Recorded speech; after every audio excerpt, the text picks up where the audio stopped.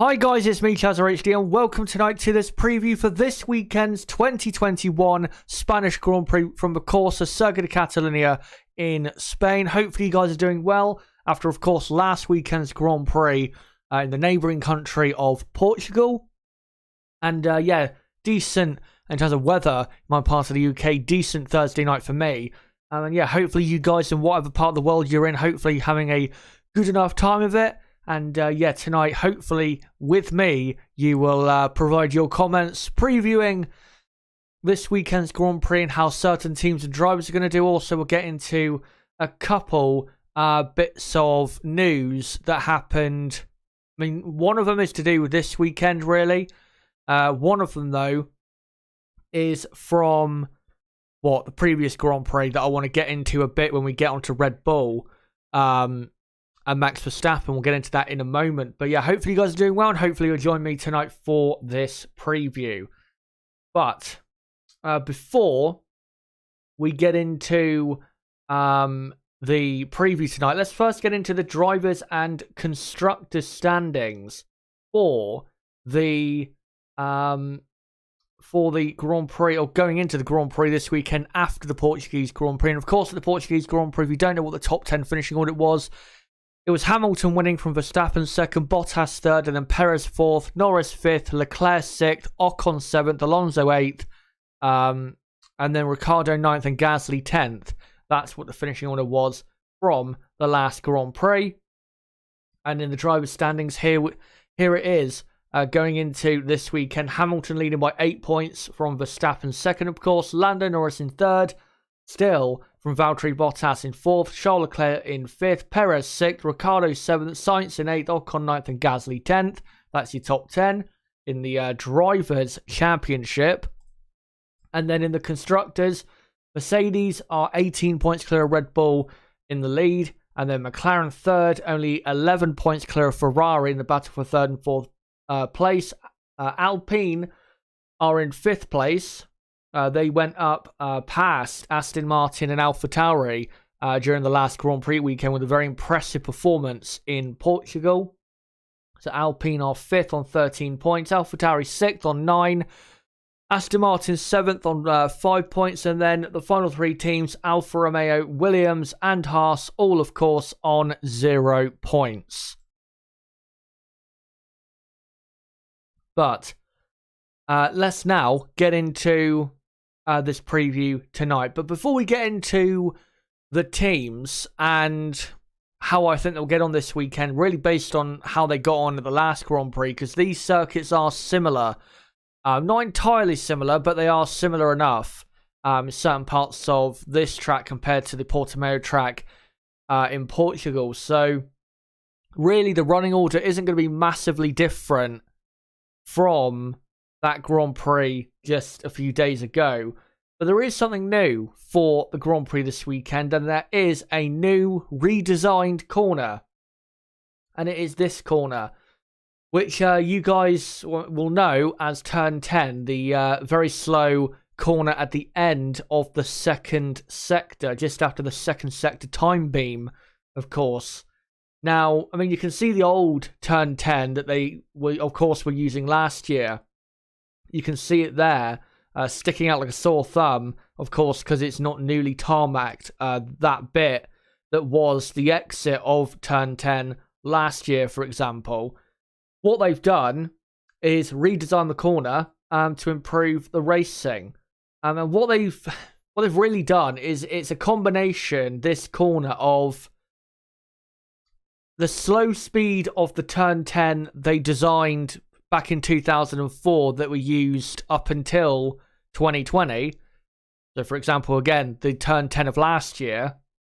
And it's also a combination of the old Turn 10 that we had in the, the 90s and the very early 2000s, where, again, it's slow speed, and it's slow speed enough for a dive bomb to happen at the apex of the corner. But because of how a bit wider the corner is now, you can, when racing another car, you can take different lines into the corner, which is what used to happen when any racing took place at that corner turn 10 back in, the 90s or early 2000s, you could take a different line into that corner when the turn 10 we had, for example, in the last Grand Prix here in 2020, couldn't really take a different line, through the middle of the corner and on the exit to get past. So there is now a difference. And as well, the acceleration on the exit of this new turn 10 going into turn 11 and 12 should be smoother and easier than it was with the turn 10 that we had for last year's Grand Prix. Do I think it will improve the racing?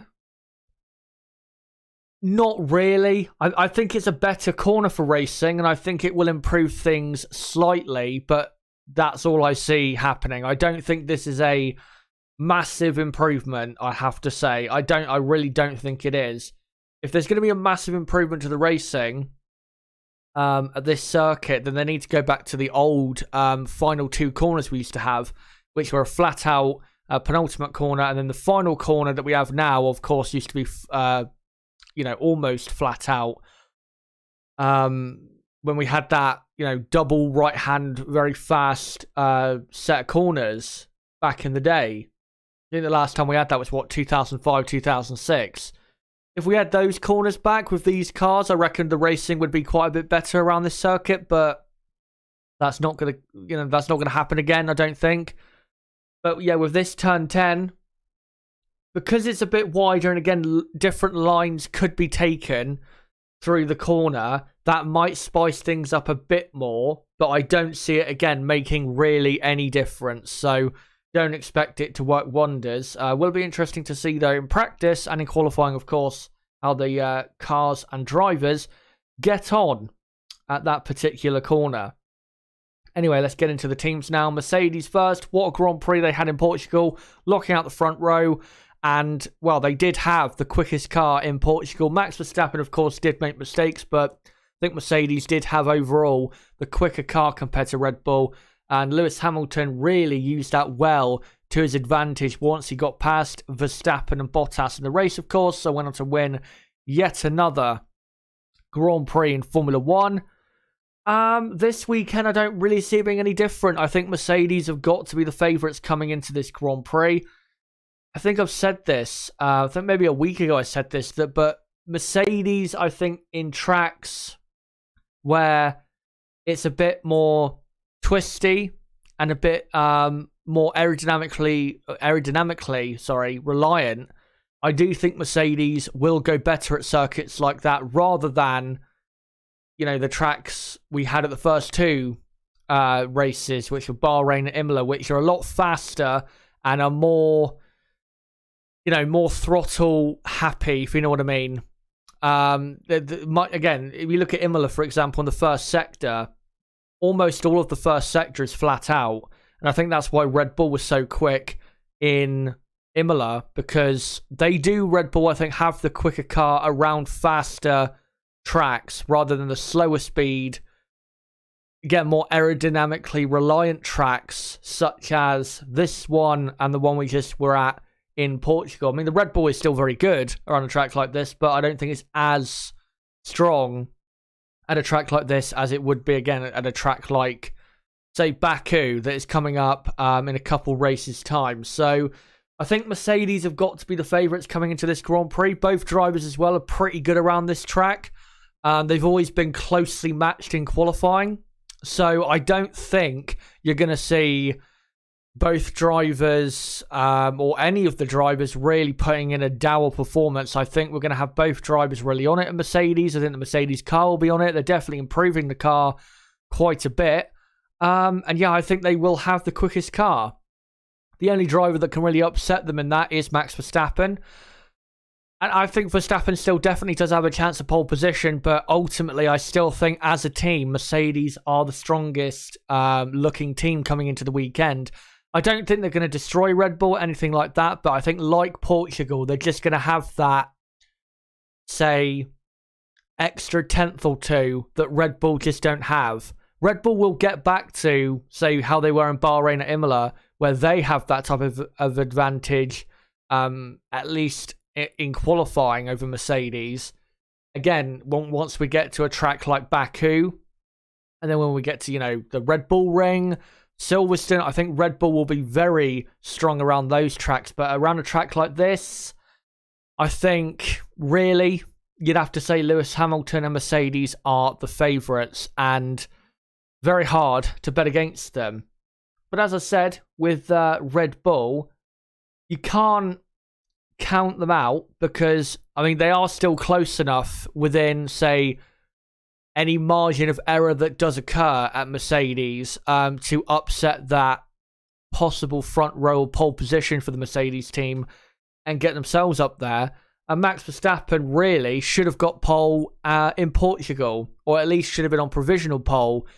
I think, honestly, if Verstappen did get provisional pole before his time was deleted, or if, his time wasn't deleted at all, I think Mercedes probably would have been a bit more aggressive in their final run in Q3 rather than going on to the medium. Even though they didn't have any soft tyres or absolutely fresh soft tyres left, I think they would have been a bit more aggressive in the running of their car still. Because, when they went into that final run, Mercedes, they knew they weren't really under massive threat because Verstappen wasn't looking massively likely to put in a very similar lap in his final run in Q3. So I think Max Verstappen could definitely still get pole, win the race this weekend, but it's going to be very hard.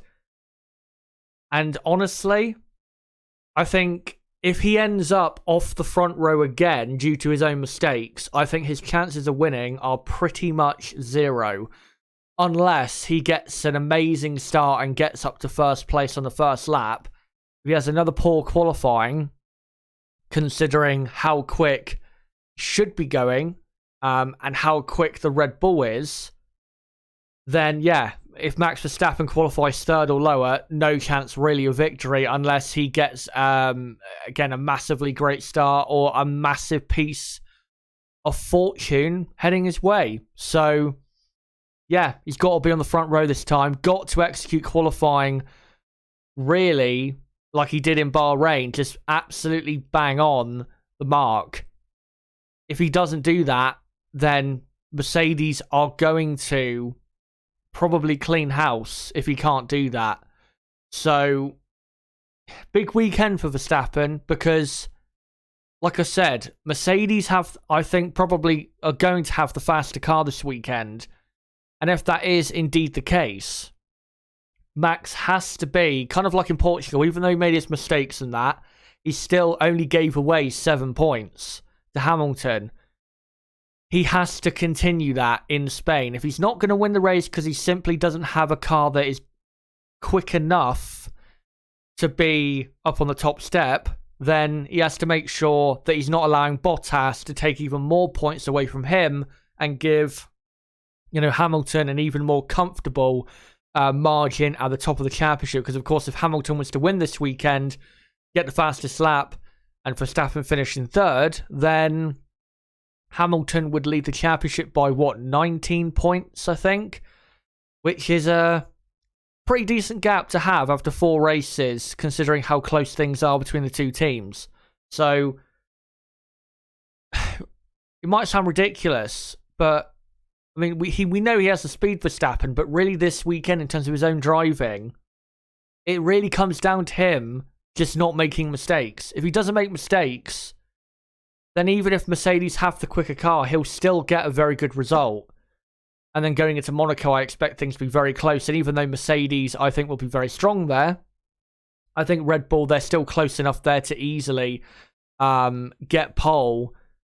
And it's really a toss-up at Monaco who's going to get that pole. So I don't think it really matters who is slightly quicker, because I think the drivers around Monaco will make the difference for pole position and victory at that Grand Prix. But for this weekend, he cannot afford to make more mistakes and allow Lewis Hamilton to gain more confidence and give away more points. One more thing, though, I want to get into before I go on to the rest of, say, the field is that Helmut Marko made some comments after the Grand Prix on Sunday because, of course, Max Verstappen did originally get the fastest lap point and then had it took away for violating track limits on the exit of turn 14, I believe. And, you know, I trust the FIA's sensors most of the time. I mean, there are a couple ones which are a bit dodgy, let's say, but 90% of the time, at the very, very, very least, the FIA's ruling on track limits this season, I think, has been absolutely fine. And Helmut Marko was coming out and saying, with these track limits violations or rules, that, things have to change because it's costing Verstappen and Red Bull massively. Well, have you not thought of the possibility, Helmut, that maybe Max Verstappen could, I don't know, stay on the track, stay within the limits of the track as defined by the FIA for that weekend? Have you not thought of that? Max Verstappen, rightfully so, gave up position to Hamilton in Bahrain because he overtook Hamilton off the track. You can sit here and moan forever and ever about Lewis Hamilton track extending 30 times in the race when the actual race director's notes, or the track limit rules rather, for Bahrain clearly said that track limit violations in terms of lap times would not be punished. So Hamilton didn't break the rules anyway there. If Verstappen had overtook Hamilton around the outside in Bahrain at turn 4 and stayed on the track, he would have won the race, but he didn't stay on the track. He went off, and therefore it was an illegal overtake. He could have stayed on the track. He wasn't exactly forced to go off the track. Hamilton didn't push him out there. He went out there because, that's just what happened. And then you have, the last Grand Prix in Portugal. Now, I did think at the time it was a tad unfortunate that Max Verstappen had his first time in Q3 deleted, the one that would have got him onto provisional pole, because the track extension that he was guilty of at the exit of turn 4, he didn't actually gain time doing what he did because he collected quite a bit of oversteer and was very lucky not to spin off into the gravel to be quite frank. But saying that, at least at the end of the day, with the way the FIA are doing track limits this season, at least it's consistent. They wouldn't have done that any differently, no matter what driver that was. And again, what was stopping Max Verstappen staying within the limits of the circuit? What was stopping him? He made a mistake and went out there, to that part of the track, and that's what got his lap time deleted. That's not the fault of the FIA or the sensors they use or the rule book or Mercedes or the wind or whatever. It's Max Verstappen. Simply made a mistake. And he actually, he did make a mistake. Now, was it something that he really paid the price for in the end? I mean, yeah, he did, even though he did have chances on race day to still win the Grand Prix. And then, you look at the fastest lap thing in Portugal where he track extends at turn 14. Again, the FIA have been applying that legitimately and consistently. So I don't understand how you can complain about that. And again, like I've said earlier, and I'm not just the only one saying this, by the way, but what is stopping Max Verstappen from being within the limits of the track as defined by the FIA race director? What is stopping him? Most of the drivers are doing just fine, so why can't Max Verstappen do it? And I know people will say, oh, well, Verstappen pushes harder than other drivers. Honestly, when people say that, I'd arguably say that he pushes too hard sometimes, does Max Verstappen, when he doesn't need to. Because if you watch some of his laps sometimes, he really does push his car in terms of where it is compared to the limits of the track. he does tend to push things to the very, very limit. So, not exactly like he, is being unfairly punished. I think Verstappen could sometimes, be a bit smarter when it comes to track limits. But again, what is stopping Max Verstappen staying within the limits of the circuit? What is stopping him? Nothing. Stupid comments by Helmut Marko. I saw another person saying, can't remember who exactly it was, but I saw another person saying that it was very reminiscent of Alex Albon's comments at the Nürburgring last year of why do they fight me so hard when he was fighting cars for position. Those cars he was fighting for position were, in the actual same battle as him, so that's why they're fighting him, or you, in a response rather to Alex Albon. It's just ridiculous entitlement, really. There's nothing stopping Verstappen from staying within the limits of the circuit. This is not some grand conspiracy that this is why Max Verstappen's not going to win the championship because the FIA won't allow it. Complete rubbish. It's Max Verstappen making mistakes that, plenty of other drivers have made with track limits so far this season that's led to lap time deletions in practice, in qualifying, and so on and so forth. I mean, look at Lando Norris at Imola. Would have qualified third. Track extended just a tad over the line. For what the rules said at, I think was it Tosa? Or one of the corners just after that. And, ended up back in P7 or P8 on the grid or something like that.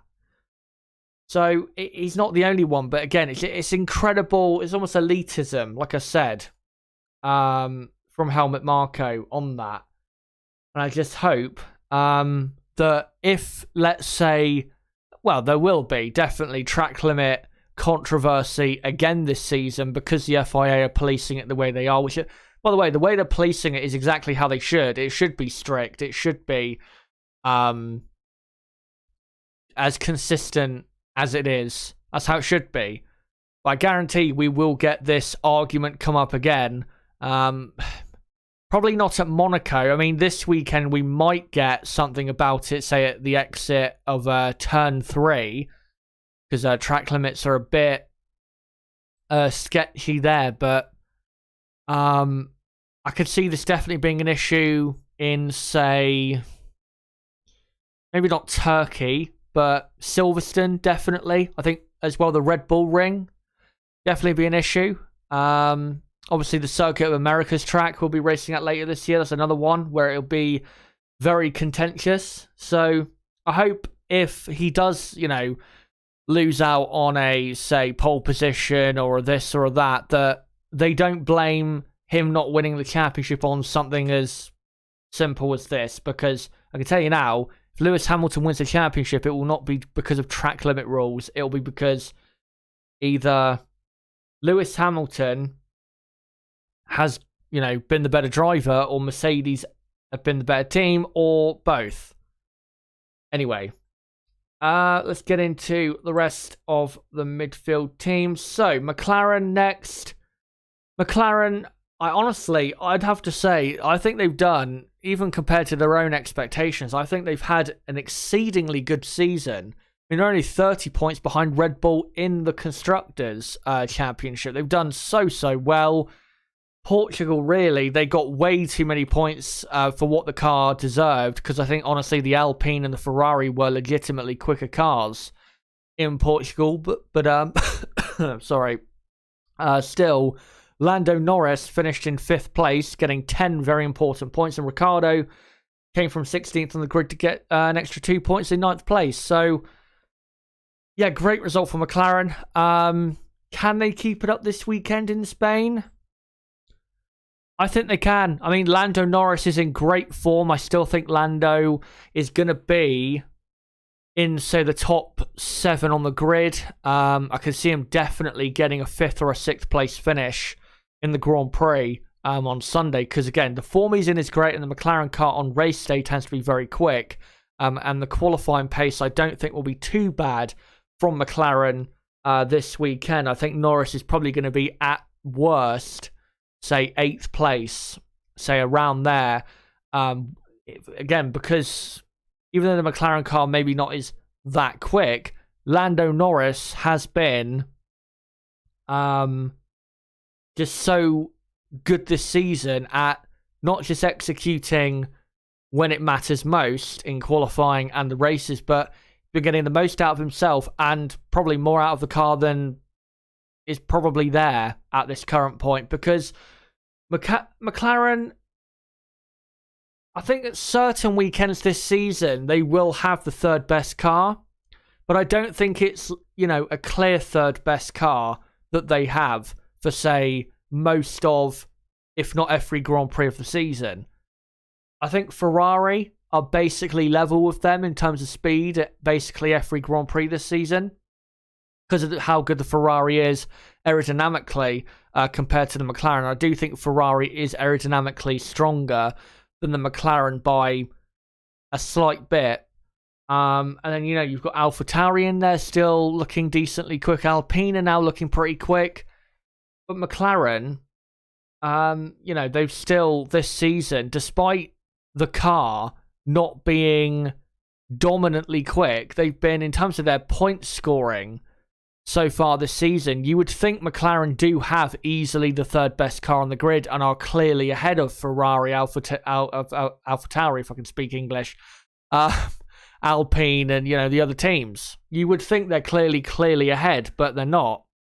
They're just great performances by the drivers and the team, which they've been so good at really since 2019, executing on race day and getting probably more points a lot of the time than they actually deserve from the package that they do have.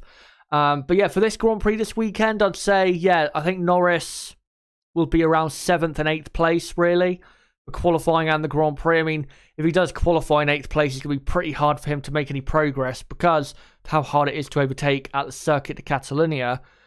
For Daniel Ricciardo, I think he honestly will be hovering around P10, P11. I could definitely see him getting knocked out in Q2. To be honest, I'd kind of lean towards him saying he will get knocked out in Q2. But I still think he can get, say, a similar finish to what he had, of course, in Portugal, which was 9th place, which would still be decent for McLaren if they were to, come away with, say, 8 points or maybe 10 at most. That would still be a pretty good points haul because I don't expect McLaren to have the best midfield car this weekend. I'm going to really have to go with Ferrari on that. And talking off Ferrari, let's get into them now. As I said, I think they'll have the strongest midfield car this weekend because if you look at their overall package, aerodynamically, they do have, I think at the moment, probably the strongest midfield package, again, aerodynamically. And around a track like this, that will help a lot. Charles Leclerc didn't have the greatest race in Portugal. 6th place wasn't a bad finish, but I think they were expecting probably 5th because they did have in Portugal a faster car than McLaren did, but just couldn't execute well enough with Charles Leclerc to actually get him past Lando Norris and finishing in 5th place. And of course, Carlos Sainz had an awful Grand Prix, finishing up in 11th place when things were looking so good. It looked as though he was going to finish in 6th place or maybe 7th at worst, but it all fell away because the Ferrari tyre wear towards the end of the race with Carlos Sainz was pretty bad. And honestly, the tyre wear from Ferrari was a bit worse than expected. And I still think, if you look at Ferrari, that is still a big weakness of their car that they've carried over from last year and the year before, that they do tend to have to stop a bit earlier than their rivals because they just tend to work the tyres a bit too hard. Again, compared to what their rivals do with their tyres. Because Leclerc only pitted on, lap 25, and he started on the medium tyre when he should have gone at least another 5 laps on that compound. Maybe at least another 7 laps, you could argue, on that compound. But yeah, pitted only on lap 25 when should have pitted a few laps later, to be honest. And then Carlos Sainz pitted on lap 21, which, to be honest, wasn't too bad. I mean, that's what you would kind of expect from the soft compound tyre around the Portimao track. But again, because Ferrari have a bit worse tyre wear compared to their rivals, that's why Sainz fell off so badly at the end of the race and got overtook by, the two Alpines, Ricciardo and Gasly. And to be honest, if the race went on couple laps longer, probably would have been passed by the Alfa Romeo, Giovinazzi and the two Aston Martins, because his pace was quite frankly horrific. But yeah, this weekend, I think in qualifying, it should be a third row lockout, to be honest. Will it be a third row lockout? I'm not entirely sure, but it should be. It should be 5th and 6th for Ferrari, because again, I do believe they have the best midfield car around a circuit like this. So there shouldn't be any real excuse for Ferrari not being 5th and 6th on the grid. And to be honest, it should have been, the same for Portugal. There was no real excuse for them being 5th and 8th when it should have been 5th and 6th, because they had the quickest midfield car there.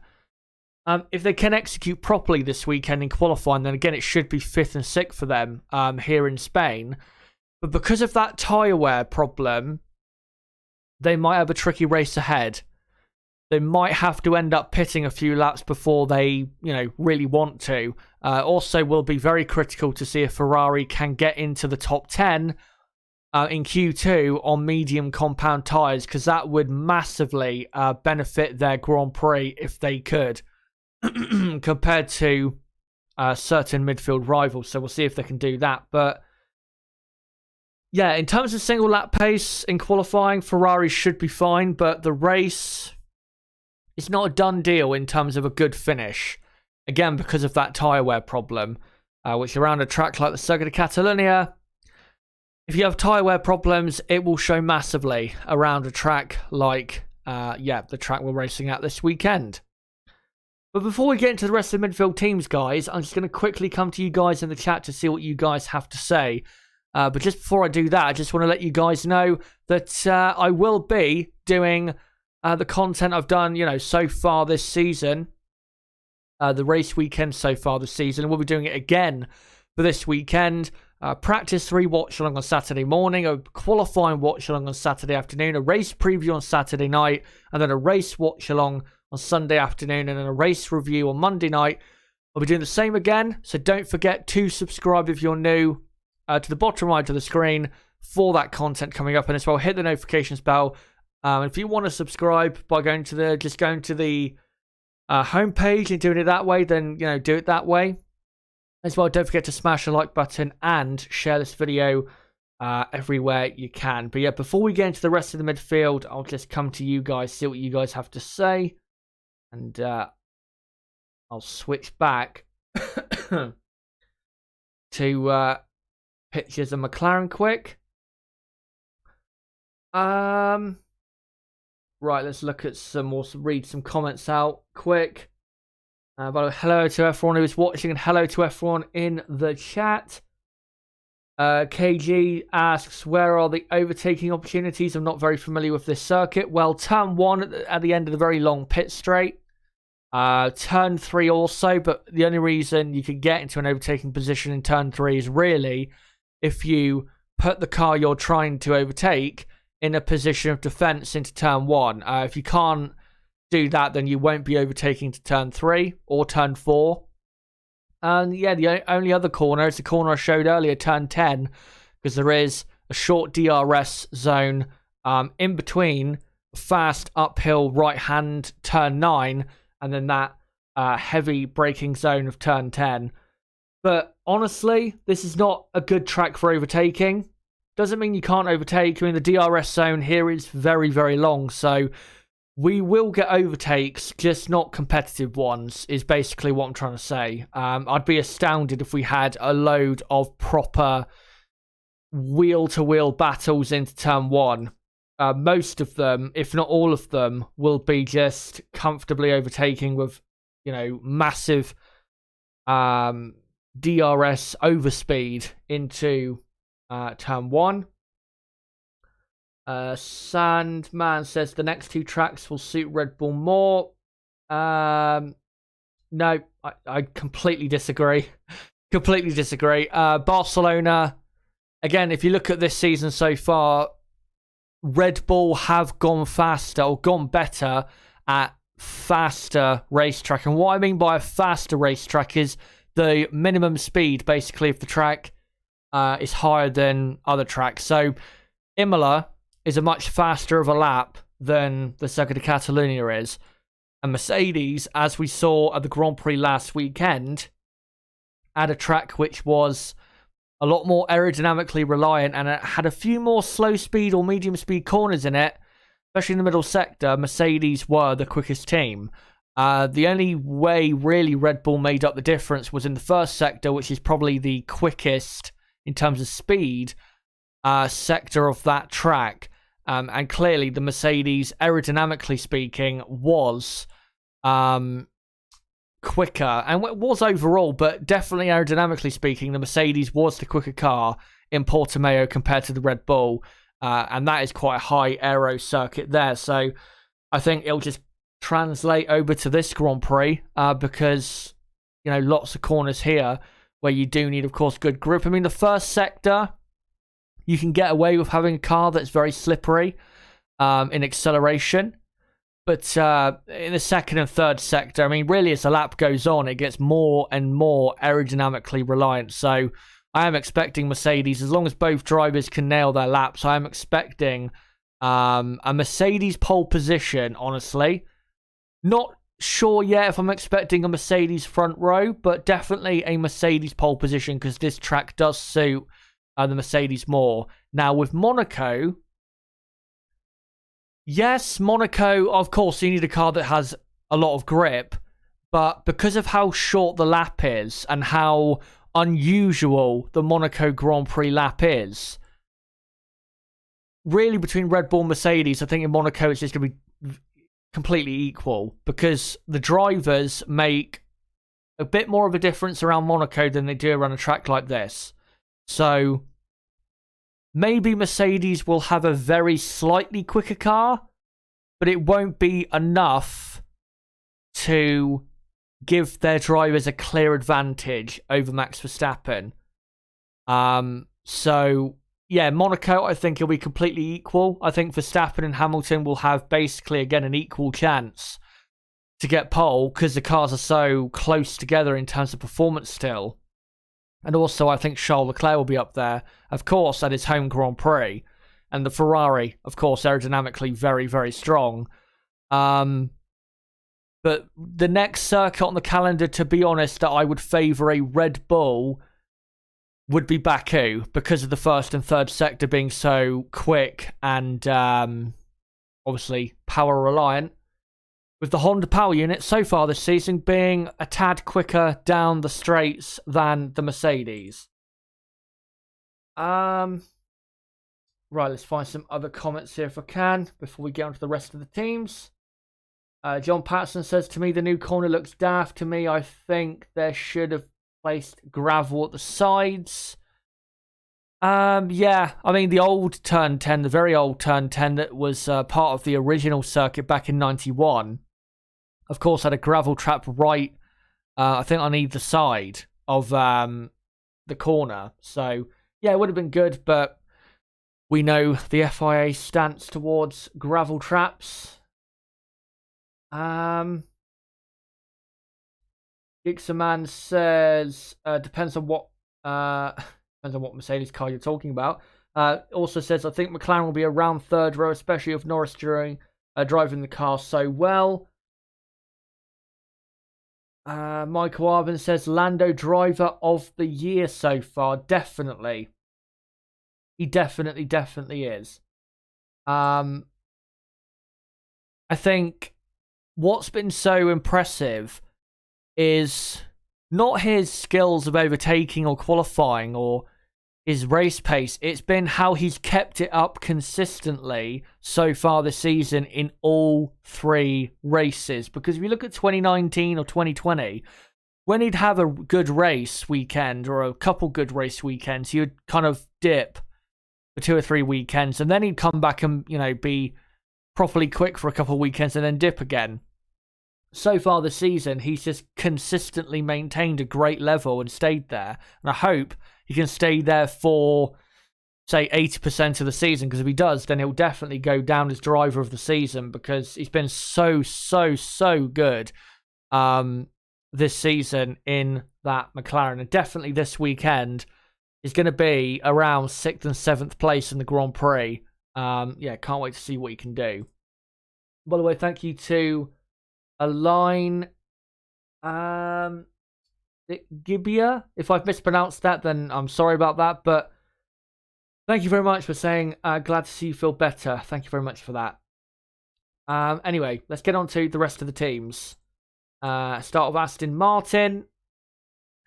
Honestly, the top 10 starting position they got in Portugal was probably as good as it was ever going to get at that Grand Prix, because there were cars behind in the order that were just quicker around that track over a race distance, such as Alonso in the Alpine, which was clearly quicker. Of course, Daniel Ricciardo in the McLaren, and even Giovinazzi in the Alfa Romeo. Again, they had clearly quicker cars over a race distance, and Aston Martin's chances of finishing on the top 10 were never good. They never were good, because the Aston Martin, as we clearly saw in Portimao, aerodynamically is a very, very underwhelming car. I mean, we saw it a bit in Bahrain and Imola, but we saw it definitely in Portimao. Aerodynamically, this car is just not good enough. And even though Lance Stroll had an upgrade in Portugal that now Sebastian Vettel is also going to have for the Grand Prix this weekend, the upgrade hasn't really worked. They're no really quicker than they were in Bahrain and Imola, and I think this weekend, I'm afraid they're going to struggle. I think the best, and when I mean struggle in terms of getting into the top 10, because that's where they want to be, of course. Finishing outside the top 10 in qualifying all the race is simply not good enough for them, considering the drivers they have and the season they had last year and even the year before that. Honestly, I'd say qualifying, probably 12th and 13th on the grid is probably the best it's going to get. And then in the race, the only hope for them in the race is that a couple people get knocked out of the race ahead of them and they can nick a point. If that doesn't happen, I don't see how they get into the points. I just don't see it. They don't have a car that aerodynamically is efficient. And really, this weekend, I see them behind Ferrari, McLaren, Alpine. So, if those three teams were to fully occupy the positions right after Mercedes and Red Bull, then yeah, they're definitely not going to get into the top 10, because those three teams will definitely have faster cars, no doubt about it, than Aston Martin this weekend. Yeah, very troubling times, I have to say, for Aston Martin. Doesn't seem as though it's going to be getting better this weekend, or really for the next Grand Prix in Monaco. I think, honestly, the next Grand Prix where McLaren then, where Aston Martin are going to really noticeably improve, whether that be because of an upgrade or because of them being quick at a certain track because of the track layout. It's going to be Baku, isn't it? Where historically this team, when they were racing point, have been phenomenal around Baku, and of course when they're Force India as well. I think Baku, they'll probably be, getting both cars probably into the points there and getting, say, 3 or 4 points, say, at that Grand Prix, but even that is not that good enough, is it, for Aston Martin, considering the hopes they had for this season. But yeah, I'd say for this weekend, don't expect anything at all. The only way you're getting into the points, Aston Martin, is if someone ahead of you gets knocked out of the race. That's the only way it's going to happen, because they do not have a car aerodynamically that is good enough at all. AlphaTauri next. Bit of a weird situation with them, because really the car in Portugal wasn't actually that well suited to the circuit. And Pierre Gasly, quite frankly, did amazing to even get into the top 10 in qualifying and the race, because we saw with Yuki Tsunoda, and even though Tsunoda I do think is driving especially poor at the minute, the AlphaTauri was not as quick as the Alpine, Ferrari, or McLaren, definitely in the race around the Portimao track. And AlphaTauri also another car that around the aerodynamically efficient circuits, they're not going to be that quick compared to how they're going to be at, say, faster racetracks or racetracks with, you know, just loads of straights like a Monza or a Spa.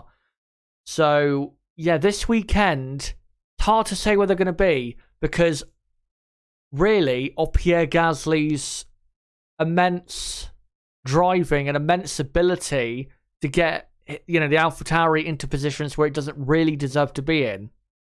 I mean, look where he started the first two races from inside the top 5 on the grid. I mean, the AlphaTauri was good, but it wasn't that bloody good. So it's hard to say where Gasly's going to be. I'd say between P9 and P12, that's probably where Gasly will be on the grid. I don't see Gasly getting into the top 8 on the grid, to be honest. I think Yuki Tsunoda will have a better Grand Prix this weekend, but will ultimately still fail to get into a points-paying position. I think Gasly will still be the driver spearheading the charge from the AlphaTauri team. But, yeah, I think they'll be better than Aston Martin, but it's not going to be by much. It'll be a slight advantage over them. But because of how well Gasly is still driving, I still see him in the top 10 because he started in the top 10 of so many races in that car in the last year or so when the car wasn't really deserving of it. I mean, you can't really have him outside the top 10, can you? So, yeah, AlphaTauri, as long as they get a points finish, I mean, that's a good enough weekend for them. If they can get in the top 8, that'd be a pretty good result. But, yeah, anything in the top 10 will do, I think, for them. But for Alpine, I think after the great race they had in Portugal, this is definitely an intriguing race for them because, I mean, of course, they have clearly improved and they showed that in Portugal. But what I want to see this weekend is whether that will consistently transition over to a track that is similar to Portimao. And it should. Alpine here should be, at worst, the 4th best car, at worst, considering how quick they were in Portugal. Because if you look at especially how quick they were in the final sector, which I think was down not to the straight line speed of the Renault, I think it was more so down to the slow speed performance of the Alpine, rather than, again, the straight line speed. If you look at how slow speed the final sector is, Alpine should be having a whale of a time in that sector. So if they can yet again produce the goods in that in that part of the track in the final sector, like they did in Portugal, which is not similar, but in terms of the speed of the corners before, you know, the exit of turn 14 in Portugal, we really should see Alpine right up there again. Hopefully Fernando Alonso in his home Grand Prix will put in at least a better performance in the race, or in qualifying, sorry, not in the race. I thought in the race, actually, he was just as good, if not a tad better, than his teammate Ocon, but qualifying, he was so far down that he couldn't get as good of a finish as probably he deserved in the race, to be honest. But, yeah, I'm really looking forward to seeing where they feature Alpine, because, again, car was very quick in Portugal. There are similarities here to that circuit where they were so strong, especially in certain parts of the track, again, the slow speed corners. If they can execute again, then I think we can add, not just in terms of the battle for ultimate supremacy at the front of the midfield, I think we can add Alpine to that list with McLaren and Ferrari, and then leave behind, really, AlphaTauri, Aston Martin, Alfa Romeo, and Williams behind to fight for the rest of the positions, because Alpine can showcase that the pace is legitimate this weekend and that they do have a car that is going to be, after the upgrade they've had, consistently good. Then without a doubt they are in that fight going forward, and let's hope this man on screen, Fernando Alonso, again, its home Grand Prix, can be right up there. For Alfa Romeo, I think honestly they could have got points in Portugal if Raikkonen had not gone into the back of his teammate Giovinazzi. Such a shame that he did, but it was his mistake, clearly. A very old man mistake, I have to say. But this weekend, hard to say where they're going to be. I think because of how hard it is to overtake, I'm struggling to see them finishing in the points, if I'm going to be honest. I can see them finishing, say, where Giovinazzi finished at the last Grand Prix, 12th place, and having a very good end to the race once cars have spaced out. But, again, because of the lack of overtaking opportunities, and the Alfa Romeo isn't exactly quick in a straight line, I just don't see how they can get into the top 10, I'm afraid. So, going to be tough. It'd be great if they could get into the top 10, but again, I think it's going to be too tough because of a lack of overtaking opportunities at this circuit. And then for Williams, really, I don't expect Williams to do that much, if anything, because this circuit doesn't suit them. I think, like I said, kind of Aston Martin, a track like Baku is where Williams, I think, are going to be a bit better around a faster racetrack rather than a more slow speed racetrack like this. But those are basically all of the teams. I'll go back to these pictures and just quickly read some more of the chat before the stream finishes. So let me just read some comments here. Tonka, great to see you, mate, says, I wish Mercedes would help Aston Martin. Well, I think that's the problem, is Aston Martin have actually gone the same way as Mercedes on design, and that's why Mercedes actually are in a position where they're basically equal with Red Bull, because Mercedes, because of the rule changes, have lost so much lap time that now it's competitive at the front of the field. Because Aston Martin have gone the same way on design, they've lost really all of the speed they had in 2020. And in fact, they're slower than they were even in the second half of 2019. So, yeah, not good for them. Let me look at some other comments here if I can. Aline, do you think that Seb's career is over? No, I don't think it is. I think Sebastian, I think by the end of the season, we'll have a much different opinion of him than we have right now, especially after the races we've had. I mean, Portugal was the first step, I think, towards Vettel having a good season, considering what car he's in. And I think he will get there, Sebastian. Let's remember, was affected massively by lack of running during the first stages of the season. So wasn't always going to be right up to speed, straight away. And I think, honestly, once we get a few more races in, I think Sebastian will start to get into his stride. I'd say this weekend he'll probably be the stronger driver, because even though Stroll was quick here last year, if you look historically overall at every race he's done here, he's not really had that great of a record at this track. And really the only reason last year he was so good, I think, was because of the car more so than the actual him being really good around the Circuit De Catalunya. I think Sebastian this weekend is probably going to be the highest placed Aston Martin driver. And honestly, the Aston Martin is not too bad looking, in practice and qualifying, and Sebastian can start the race from, say, 10th, 11th or 12th on the grid. I would not be shocked whatsoever if he ended up in the points. Even if it was an 8th place finish or a 9th place finish, wouldn't be surprised at all, because his experience still is going to, count for a lot. And I still think the guy has lots of speed and lots of talent.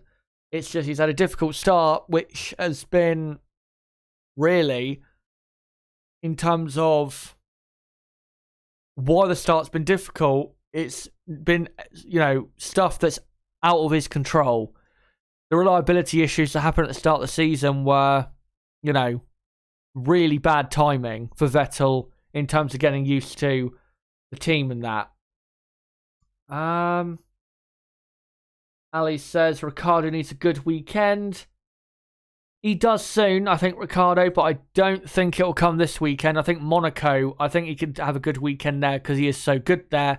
And I think even though Portugal, his qualifying was poor, which I think is more so to do with the circuit than him with the car, because he's, I mean, if you look at the 2020 race, he wasn't really that great there anyway. Yeah, I think Monaco, I think we could see a strong performance there from Daniel Ricciardo. And I really hope that can be the case. Let me see if I can find some more comments here. Unobjective Personality asks, when will Vettel get a point?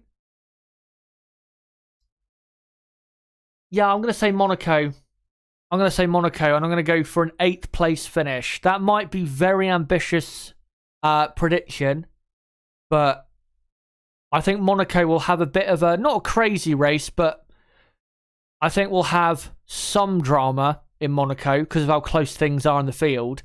And yeah, I trust Sebastian's experience and speed. And yeah, I'm going to go for an 8th place finish. And I think if he got that, that'd give him so much confidence going forward, you know, into the next race in Baku, where because the car will be probably a bit better there than it will at Monaco, you know, he could easily then in Baku get another points finish. And then, you know, that's when the confidence really starts flowing for Sebastian. And you have to say, even though it has been a tough start, he has improved as the season has gone on. So let's give him some time, because it's not you know, it's not like the car is way quicker than where he's been finishing. It's, I mean, in Portugal in qualifying, he over exceeded with the car, and then in the race was about where he should have been in that car.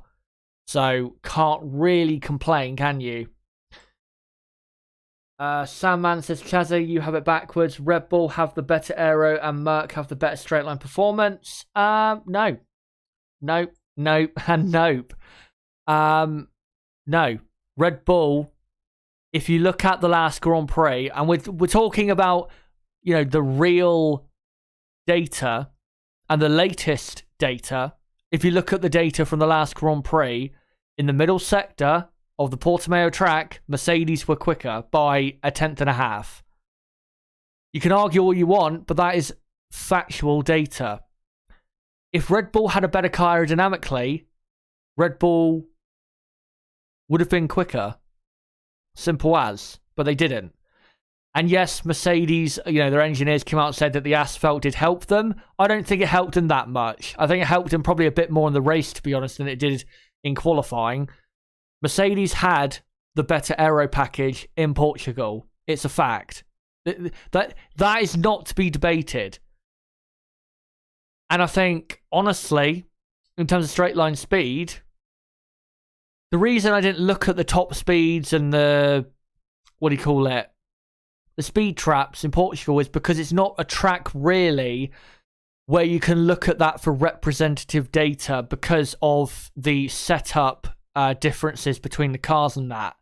The only reason I tend to look at speed trap data and top speed data and show it on screen, on stream, is from power tracks. So the next time I'll show that is probably Baku, because those tracks are the best indicators as to power unit performance rather than Portimao, which, I mean, you know, the speed you have on the straight, it can really have a lot to do with your exit off of the corners.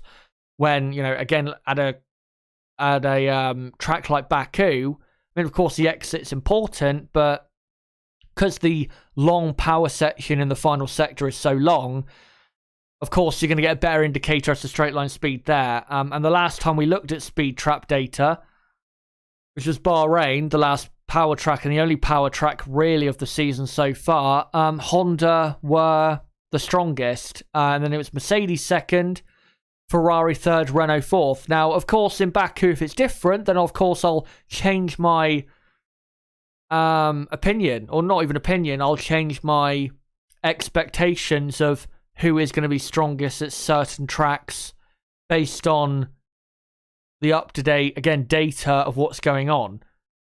But in terms of, again, the aerodynamic side, Mercedes were better in Portugal than Red Bull. in the second sector, which is the most aerodynamically reliant. The first sector is aerodynamically reliant to a certain extent, but most of it's pretty quick.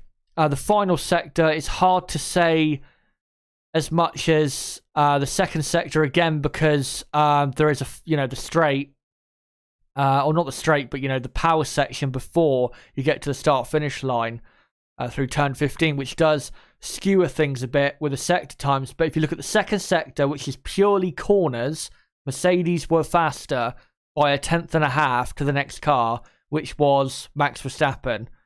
And then to Sergio Perez, it was like 0.3 of a second in just half a minute of time.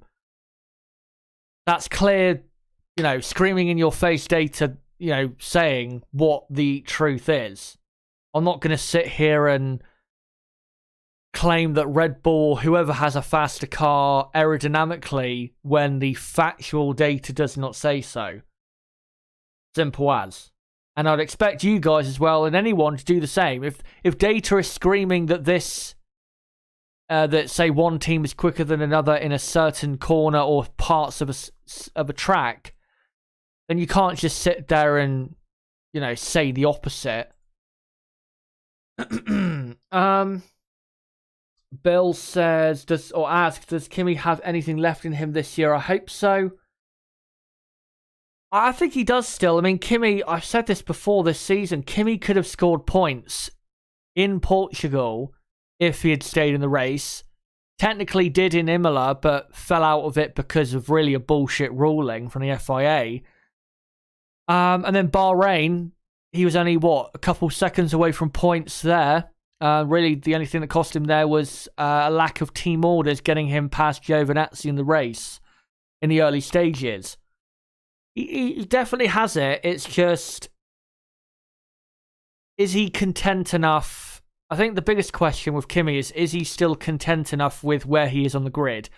I think Kimi will probably race in 2022. The reason I say that is because I think he will be keen to see what Alfa Romeo will do with their car in the new regulations, because I think he has a bit of trust that Alfa Romeo might actually produce a decent car and be able to put their drivers in a position where, they can score points in that.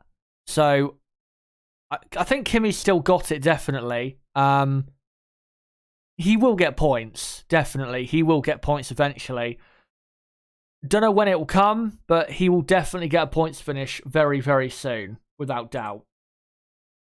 Gixaman asks, who will win between Norris and Daniel Ricciardo over the season? I'm going to go Lando Norris, most likely. I mean, in my final pre-season predictions, I went Ricciardo ahead of Norris, but if you look at the season so far, I'd be an idiot not to say Norris.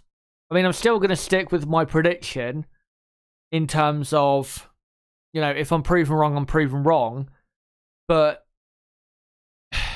what am I trying to say? I guess what I'm trying to say is Norris will beat Ricciardo, even though I predicted Ricciardo to beat Norris before the season started. Of course, the information has presented itself, and Norris is, much improved and all of that, and I did not expect that. But if you're looking at the season so far, you'd have to say Norris is going to beat him, even though I'm going to stick with my prediction because I need to. I think, what else did I go for in that? Hamilton, of course, beating Verstappen, I think, in the Drivers' Championship as well. Let me just... I think I'm going to try and find probably a couple final comments here, and then I'll come to the end of this stream. Blade says Stroll was better than Seb. Well, so far this season, yes, but in terms of talent, I'd have to disagree with that. And Michael Arvin says he thinks Lando will outscore Daniel Ricciardo. Yeah, so far this season, you'd have to say that's probably going to be the case, but guys, thank you very much for coming to this stream, the preview for the Spanish Grand Prix this weekend. And again, don't forget to subscribe if you are new to the channel for more content like this, as I will be live 3 times on Saturday. 1 for the practice, 3 watch along at 10:45 a.m. UK time.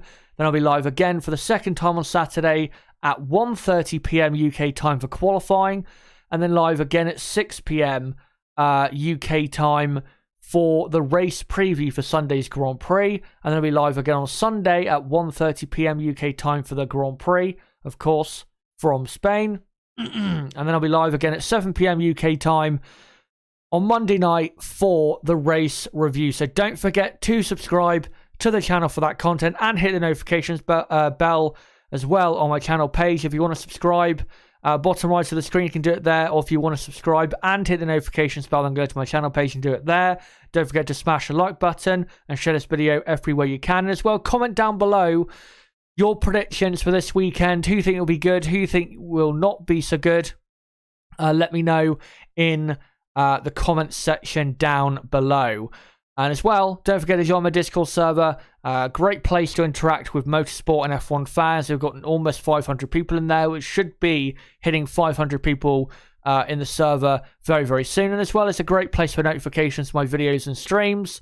If you want to join that for that, then make sure to do so. But guys, until my first stream of 3 on Saturday, the practice 3 watch along for the 2021 Spanish Grand Prix. And again, 10:45 a.m. UK time. It has been me, Chazza HD. Goodbye.